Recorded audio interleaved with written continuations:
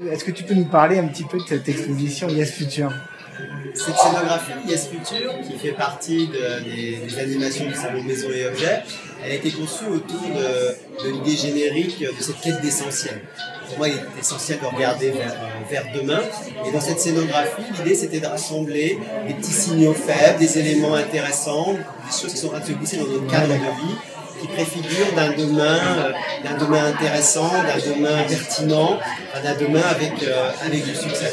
On voit bien que les tendances rétro, vintage commencent à lasser, et on voit bien que certains consommateurs ont envie d'apprivoiser le futur et de se dire qu'il est en train de se dessiner maintenant, d'en avoir moins peur, qu'il est en train de se glisser dans nos vies au quotidien. J'ai tenu à inviter les équipes de Fred & Fred parce que justement autour de ces recherches d'immatériel, autour de ces recherches d'éléments liés à la lumière, de jeu avec les sources lumineuses, d'animation, de mise en scène de surfaces qui étaient jusque-là statiques, les murs, les sols, les plafonds, en éléments de projection. Aujourd'hui, Elin's Fall, tel qu'on l'a présenté sur Maison et Objets, sur notre stand, tel que le produit Nelly redit.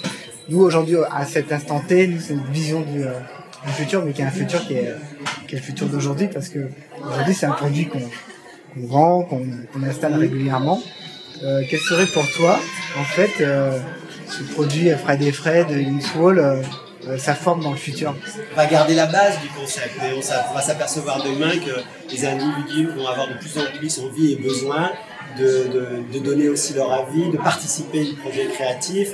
Donc Fred & Fred, ça risque d'être Fred & Friends, avec de plus en plus de potes, de clients potes ou partenaires potes, qui vont aussi amener leur point de vue, construire des choses ensemble. Ceux qui vont bien se comporter demain, c'est ceux qui abordent les choses avec un point de vue positif et envie de proposer des solutions innovantes, plutôt que d'être constamment en train de râler. Donc l'air du temps demain, il sera autour d'énergie positive, de bonnes ondes, de bonnes vibrations, de propositions créatives, mais toujours dans un sens pour amener un peu plus de vie, un peu plus d'émotionnel dans notre quotidien et dans nos vies.